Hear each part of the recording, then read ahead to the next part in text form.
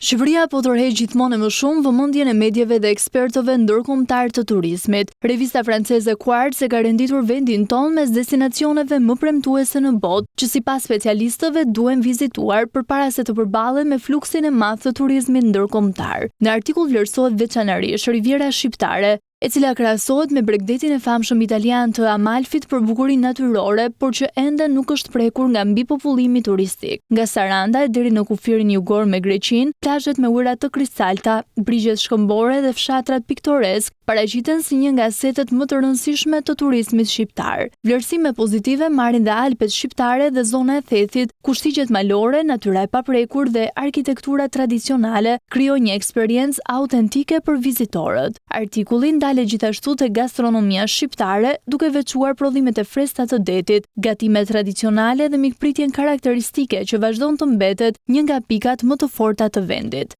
Sipas ekspertëve, Shqipëria po përfiton nga përmirësimi i infrastrukturës turistike, ndërsa njëkohësisht ruan dhe identitetin dhe autenticitetin që shumë destinacione të tjera tashmë e kanë humbur. Në listën e revistës përfshihen dhe vende si Italia, Meksika, Malizi, Laosi, Butani, Slovenia, Kanadaja, Greqia dhe Uganda, të cilat konsiderohen destinacione që ende ruajnë karakterin e tyre origjinal për pararritjes së mëtejshme të turizmit global.